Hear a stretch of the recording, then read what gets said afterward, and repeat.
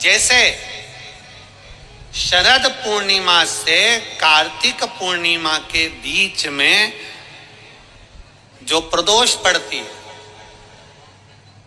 कार्तिक के महीने में जो 2 प्रदोष पड़े, शरद पूर्णिमा से लेकर कार्तिक पूर्णिमा के मध्य में जो प्रदोष पड़ती है, उस प्रदोष पर प्रदोष काल में अगर एक आधी चम्मच भी गौ माता का दूध मिल जाए, एक छोटी सी कटोरी में सीधे हाथ में दूध और उल्टे हाथ में दूध, जल का पात्र या उसी पात्र के ऊपर दूध का पात्र रखकर हाथ में लेकर जो शंकर के शिवालय में देहली पर खड़ा होकर शंकर से अपनी कामना कर कर शंकर के मंदिर में जाकर दूध अशोक सुंदरी वाली जगह पर चढ़ाकर जल शंकर के शिवलिंग पर जो समर्पित कर देता है, देवाधिदेव महादेव उसकी कामना पूर्ण कर देते हैं, पूर्ण कर देते। दुनिया के लोग कहते हैं कि कार्तिक का महीना भगवान नारायण का है, दुनिया के लोग कहते हैं कार्तिक का महीना लक्ष्मी जी का है, दुनिया के लोग कहते हैं कार्तिक का महीना इन देवता का है, लक्ष्मी महारानी का है। जरा विचार करिएगा, माता लक्ष्मी स्वयं इस कार्तिक के महीने में शंकर भगवान की आराधना करती हैं। कार्तिक के महीने में क्या नाम है शिव जी का? कुबेरेश्वर महादेव। कुबेरेश्वर महादेव का मतलब, कभी आप मोबाइल पर सर्च मारिएगा, कुबेरेश्वर महादेव का फोटो निकालिएगा, मूर्ति निकालिएगा कि भगवान शंकर, एक तरफ लक्ष्मी जी बैठी है, एक तरफ कुबेर बैठा है। शंकर भगवान ओघड़दानी खड़े होकर माता लक्ष्मी और कुबेर दोनों को धन प्रदान कर रहे हैं, दोनों को संपदा दे रहे हैं।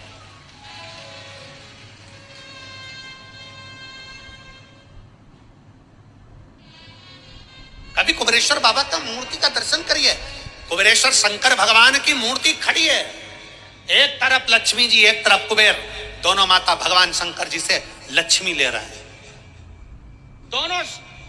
यही कार्तिक का महीना शंकर की आराधना का महीना, शिव आराधना का।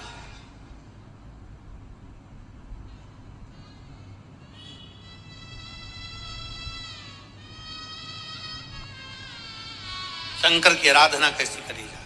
शिव आराधना।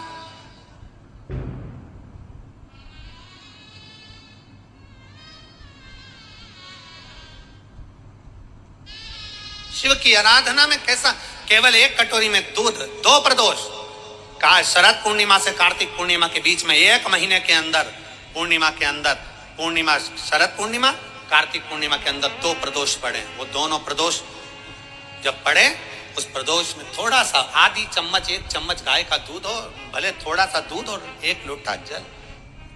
आप बाबा को देव तो सुंदरी वाली जगह पर चढ़ाओ दूध, और जल चढ़ाओ कहां? जम के बोलो, शंकर के शिवलिंग समर्पित करें। माता पार्वती जी ने शिव की आराधना करी है, ब्रह्मा जी ने शिव की आराधना करी है। इसी कार्तिक के महीने में स्वयं कुबेर ने, इसी कार्तिक के महीने में स्वयं कुबेर ने भगवान शंकर से लक्ष्मी प्राप्त करी, धन वैभव प्राप्त करा, कुबेर पद प्राप्त करा। इसीलिए लोग दीपावली की रात्रि को सीहोर पहुंचकर कुबेरेश्वर बाबा के यहाँ 11 दीप लगाते हैं, दिए प्रज्वलित करते हैं दीपावली की रात्रि को। दूसरा दिन होता है, बाबा से खजाना मंगा, अपने अपने घर चले जाते, बाबा से प्रार्थना।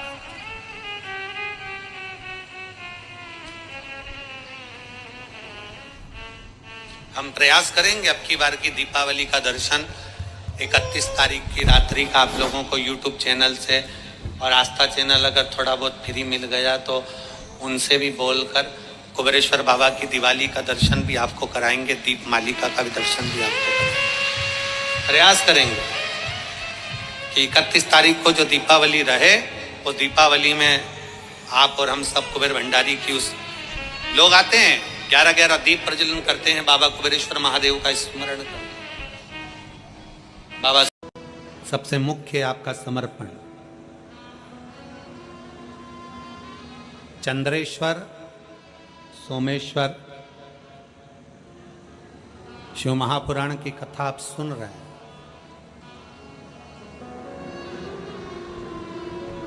काया में, शरीर के अंदर, काया के अंतर्गत कितना भी रोग, कितना भी रोग,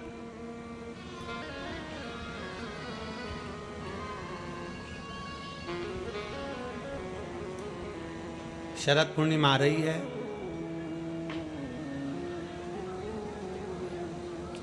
सोलह तारीख के रात्रि के समय पर, शाम का समय हो, प्रदोष काल का समय हो, अगर डॉक्टर ने कह दिया कि शरीर में ये रोग है और ये रोग जाने वाला नहीं है, ये रोग समाप्त होने वाला नहीं, एक बेलपत्र, एक दुर्वा और एक चावल का दाना, सफेद चावल का दाना, एक दाना मात्र अक्षत का, सोमेश्वर भगवान शंकर के नाम का उच्चारण कर कर, जरा ध्यान देंगे सभी लोग। जैसे ये शिवलिंग है, ये जलाधारी है, और ये जलाधारी के सामने से जो जल बहता है, गणेश जी, कार्तिकेय और अशोक सुंदरी का जो स्थान बीच में है, शिवलिंग का जो जल बहकर नीचे की ओर आता है, यहाँ जो जगह होती है, आप लोग आस्था चैनल के माध्यम से आप इसका स्मरण कर सकते हैं। और दूर दूर अगर दिखाई नहीं दे रहा हो तो आप उसको बाद में चैनल पर, कथा के बाद में आप लोग आस्था चैनल खोलकर या यूट्यूब पर उस कथा के अंतर्गत आप उसको देख सकते हैं। ये शिवलिंग जलाधारी, जल बहने का स्थान, ये शिवलिंग के सामने जो स्थान होता है, यहाँ से पानी चढ़ाते हैं तो बहकर जो नीचे आता है, जितना मोटा ये जलाधारी का स्थान होता है, इसी स्थान पर एक चावल का दाना, एक दुर्वा, एक बेलपत्र खड़ी की खड़ी यहाँ समर्पित करें। बेलपत्री का डंडी का मुख नीचे हो, बड़े पत्ती का मुख ऊपर की ओर, दुर्वा का भाग ऊपर की ओर हो, चावल का एक दाना यहाँ समर्पित कर दें। और बाबा देवादिदेव महादेव को यहाँ समर्पित करने के बाद सोमेश्वर महादेव का श्री शिवाय नमस्तुभ्यम का स्मरण कर कर अपने रोग, जो भी बीमारी है उसका स्मरण कर कर बाबा से प्रार्थना करें। उसमें से बेलपत्री और दुर्वा दोनों को लेकर आएं, हटाकर कटोरी में रख लें। एक लोटा जल प्रदोष काल में शंकर भगवान के मंदिर में समर्पित करते हुए और बाबा को प्रार्थना करें। और वो दुर्वा और वो बेलपत्र दोनों को लिए, दुर्वा को उसी शरद पूर्णिमा की रात्रि को चबा चबा कर अच्छे से खा लें, जो एक दुर्वा आप लेकर गए हो। और बेलपत्री को दूसरे दिन सुबह के समय पर जब उठें, उठने के बाद ब्रश आदि करने के बाद, स्नान आदि करने के बाद, भोजन आदि करने के पहले उस बेलपत्र, जो छोटी सी बेलपत्र, उसको चबा चबा कर खा लें। कैसा भी रोग है उसका 15 दिन बाद जांच वापिस कराएं, धीरे धीरे उस रोग में आराम लगना प्रारंभ हो जाए। कैसा भी रोग।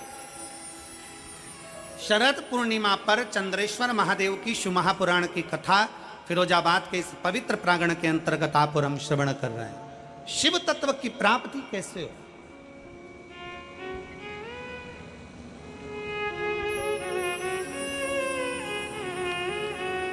हम भगवान उघड़तानी से कैसे अपने संबंध जोड़ सकते हैं, हम शंकर भगवान को कैसे अपना बना सकते हैं, कैसे।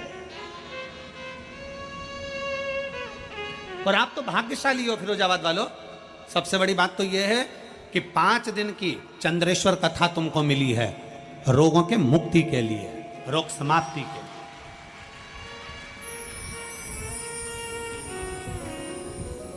5 दिन